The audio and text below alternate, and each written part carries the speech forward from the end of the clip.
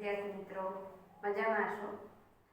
મિત્રો, આપણે ધોરણ 11 ની અંદર સપ્લિમેન્ટરી રીડ જે અત્યારે ચલાવીએ છીએ, જે ફ્લેમિંગોના રિલેટેડ છે, એ રીડની અંદર જે મહત્વના રીડ છે એની આપણે ચર્ચા કરીએ છીએ. સાથે તમને કેટલું કામ પણ આપીએ છીએ લખવાનું.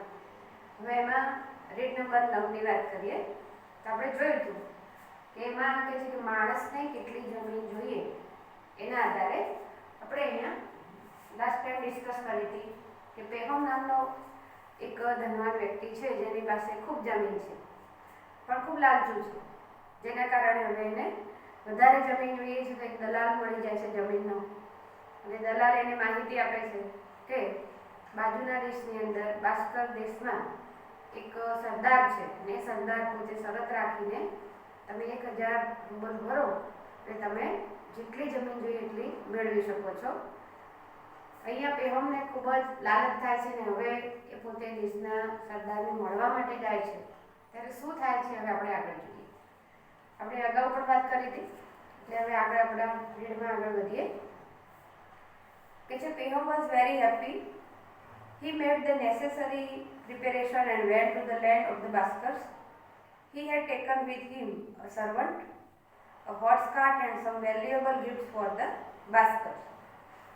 એક જ્યારે ત્યાંથી જવા માટે નીકળ્યો હતો ત્યારે એણે બાસ્કર દેશના જે સરદાર છે એમના માટે ઘણી બધી ભેટ સોગાતો લીધી હતી. On reaching the land of the Baskers, he was welcomed. જ્યારે કે છે તે બાસ્કર દેશ પહોંચ્યો ત્યારે એનું સ્વાગત કરવામાં આવ્યું હતું. He gave the gifts to them and told them he wanted to buy some land. એણે કેટલીક જે ભેટ સોગાદો હતી એ પણ આપી અને એણે કહ્યું કે મારે કેટલીક જમીન જોઈએ છે. The Basker chief was glad. He said, just pay us 1000 rubles and started unit of the money. Standard unit of money used in Belarus, Russia and Tajikistan. આપણે રૂબલ્સ વિશેની અહીંયા માહિતી તમને આપી હતી કે રૂબલ્સનો મિનિંગ શું થાય છે. તો અહીંયા જ્યારે એણે રજૂઆત કરી ત્યારે જે બાસ્કર દેશના સરદારો તે ખૂબ ખુશ થઈ ગયા હતા. એમણે કહ્યું તમે માત્ર 1000 રૂબલ્સ આપી દો મને, અને તમે કહે છે તમારું કામ શરૂ કરી શકો છો, તમે જમીન લઈ શકો છો. You can take as much land as you can cover on the foot in one day. કે તમે એક દિવસની અંદર ફૂટિંગ એટલે કે દોડીને જેટલી જમીન કવર કરી શકતા હોય, જેટલી જમીન દોડશો એટલી જમીન તમારી છે.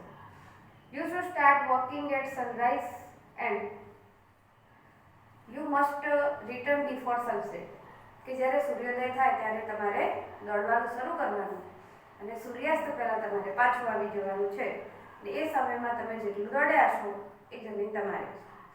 Mind you, if you can't return before sunset you loss your money.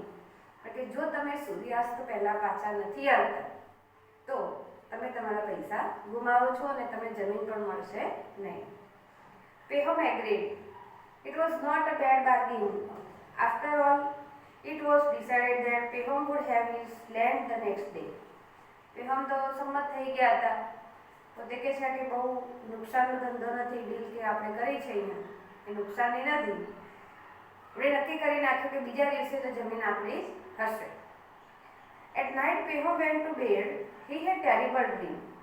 રાત્રે જ્યારે પેહોમ પથારીમાં સૂતો હતો ત્યારે એને એક ભયાનક સપનું આવ્યું. He saw a fearful faces laughing at him in the dream. એણે જોયું કે સપનાની અંદર ખૂબ ભયંકર કહેવાય એવા ચહેરાઓ છે એ એની સામે હસી રહ્યા હતા. He woke up and saw that it was almost morning. એ જાગી ગયો અને જોયું તો લગભગ સવાર થઈ ગઈ હતી. He got up early and went to a hillock outside the village.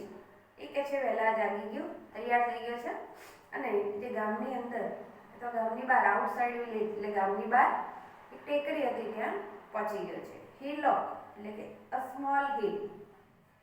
The chief and the other Baskers also went there. The sun was about to rise. કે પેલા બાસ્કર દેશના સરદાર અને બીજા ઘણા બધા લોકો પણ ત્યાં પહોંચી ગયા હતા. સૂર્યોદય પણ થઈ ગયો હતો. Pehom was not ready, now ready to start. હવે પેહોમ પણ દોડવા માટે તૈયાર હતો મિત્રો. The Bhaskar put his cap at the starting point and the Pehom started his walk. જે સરદાર હતા ભાસ્કરના, એમણે પોતાની જે ટોપી છે એ સ્ટાર્ટિંગ પોઈન્ટ તરીકે મૂકી દીધી કે આ જે ટોપી અહીંયા મૂકી છે એ ટોપી તમારે અહીંયાથી દોડવાનું શરૂ કરવાનું છે અને અહીંયા પૂરું કરવાનું છે. He walked from that spot. He had then some food and water.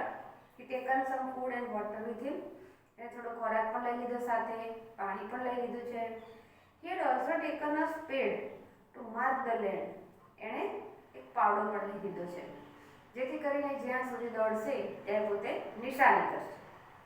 In the beginning he walked fast. શરૂઆતમાં તે ખૂબ દોડ્યો, ઝડપથી ચાલ્યો, ઝડપથી એટલે કે દોડવા જેવું ચાલ્યો. But he was not satisfied with his speed and he soon began to run. પણ એની સ્પીડથી એને એમ લાગ્યું કે આ તો જલ્દીથી મને વધારે જમીન નહીં મળે, તેણે કહે છે દોડવાનું શરૂ કરી દીધું. He made with the spade at every turn. દરેક વળાંક ઉપર એક નિશાની કરતો હતો. It was almost noon and he felt hungry and thirsty. હવે કહે છે લગભગ બપોર થઈ ગઈ, હવે એને તરસ લાગી હતી, ભૂખ પણ લાગી હતી, પોતે ભૂખ્યો થઈ ગયો, તરસ્યો થઈ ગયો હતો. He ate little food and drank some water, but though thought he was tired, he did not stop to rest. કે છે એણે થોડું ખાવાનું ખાધું, પાણી પણ પીધું, પણ કે છે but he felt hungry, but though he was tired, he did not stop to rest. પણ નક્કી કર્યું કે એને હવે પોતે થાકી ના જાય ત્યાં સુધી એને આરામ કરવું નથી. Let me cover some more land.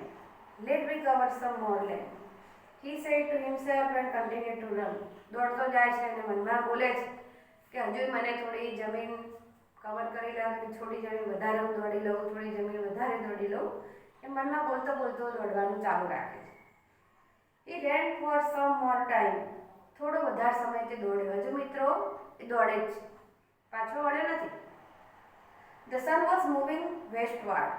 હવે કે છે સૂર્ય પોતે છે પૂર્વ દિશામાં ફરવા લાગ્યો હતો, પશ્ચિમ દિશાની અંદર જાય છે. I must return now. હવે સૂર્યાસ્ત થવાની તૈયારીમાં થઈ ગયું છે, હવે મારે પાછું ફરી જવું જોઈએ. I have come a long distance. હવે કે છે મારે ખૂબ લાંબુ અંતર છે પાછું. He thought. He was worried whether he would reach to the starting point before sunset. હવે એને ચિંતા થવા લાગી કે આટલું બધું દોડી તો લીધું, હવે દોડ્યા પછી એ પાછું ફરીથી કે સૂર્યાસ્ત પહેલા તે સ્ટાર્ટિંગ પોઈન્ટ સુધી પહોંચશે કે કેમ. He gathered his strength and ran. હવે હિંમત ભેગી કરવા લાગ્યા. શરીર થાકી ગયું છે પણ હવે મનથી દોડે છે. એને હિંમત ભેગી કરી અને દોડવા લાગ્યો. The sun was near the horizon. સૂર્ય ક્ષિતિજ પાસે આવી ગયો. હોરાઇઝન એટલે ક્ષિતિજ, કે જે આપણે એમ લાગે કે સૂર્ય અને જે જમીન છે, ધરતી છે, મળેલા લાગે છે, સૂર્ય જમીનને સ્પર્શ કરતો હોય એવો શબ્દ છે. એટલે કે છે હોરાઇઝન સુધી હતો. Pehom was also not very far from the hillock. Pehom પણ ટેકરીથી બહુ દૂર ન હતો. He could hear the people shouting and cheering him. એ ઘણા બધા જે લોકો ઊભા છે ત્યાં લોકોનો બૂમો પાડવાનો અવાજ, ખુશનો અવાજ જે છે, ચીયરિંગ એટલે કે કોઈ ખુશ થઈને ચીસો પાડતું હતું, કોઈ બૂમો પાડી રહ્યું હતું, બધાને સંભળાતું. He could also hear the Bhaskar chief laughing. એ ભાસ્કરના જે સરદાર હતો એને હસતો પણ સાંભળી રહ્યો હતો. કેમ હસતો હશે એ તો એ જાણે. He remembered the dream he had seen at night. એ સમયે પેહોમને રાત્રે જોયેલું પેલું સ્વપ્ન યાદ કે ઘણા બધા લોકો ચીસો પાડી રહ્યા હતા અને ઘણા લોકો હસી પણ રહ્યા હતા. He was horrified. એ ગભરાઈ ગયો, એને ચિંતા થવા લાગી. He was tired and perspiring. Would I be able to reach the point before sunset? હવે પોતે થાકી ગયો હતો અને પરસેવે રેબ જેબ થઈ ગયો હતો, સવારનો દોડ કરતો હતો, એની કેપેસિટી કરતાં વધારે દોડી ગયો. હવે પાછો વળશે ત્યારે થાકેલો હતો, પરસેવે રેબ જેબ હતો. અને હવે મનમાં બોલે છે કે શું હું ખરેખર સૂર્યાસ્ત પહેલા સ્ટાર્ટિંગ પોઈન્ટ સુધી પહોંચી શકીશ કે કેમ? Would I able to reach the point before the sunset? He wondered. He made strong effort. He was very near.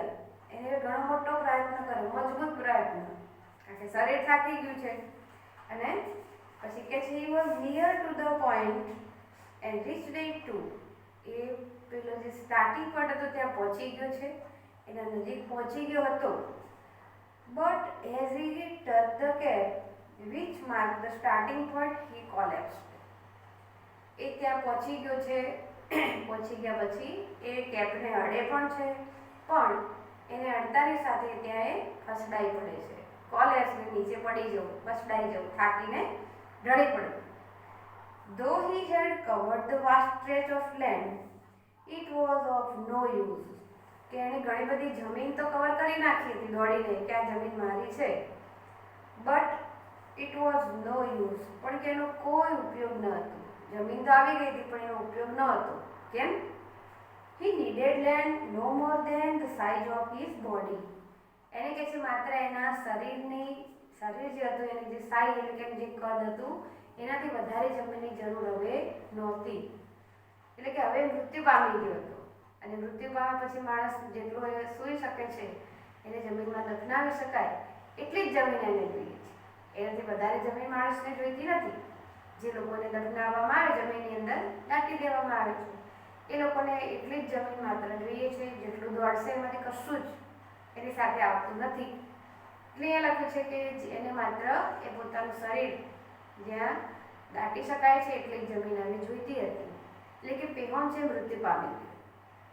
મિત્રો જુઓ આ લાલચનું ફળ છે કે સતત દોડ્યો છે. જો એને પોતાના વિચાર ક્ષમતા પ્રમાણે થોડી જમીન એની કક્ષામાં વિચારીને પાછો આવી ગયો તો કદાચ એ જીવતો પણ રહ્યો હોત, અને સાથે એને જમીન પણ ભોગવવા મળી હોત, એ જમીનનો માલિક પણ બની ચૂક્યો હોત.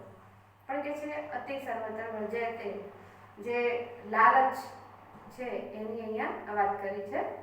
તો મિત્રો આપણું આ રીડ છે એમાં પેહોમને કહે છે કે પેહોમ આપણને પણ સમજાવે છે કે માણસે ક્યારેય લોભ કરવો જોઈએ નહીં, એટલે પેહોમ જેવું પરિણામ આવશે.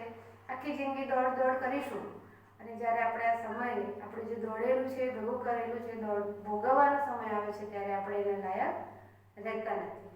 એટલે લાલચ દરેક બાબતની અંદર, કોઈ પણ ક્ષેત્રની અંદર ક્યારે તમે લાલચ કરો છો તેનું ફળ હંમેશા નકામું જ આવે છે, નિષ્ફળ બનાવે છે, એને આપણે ભોગવી શકતા નથી.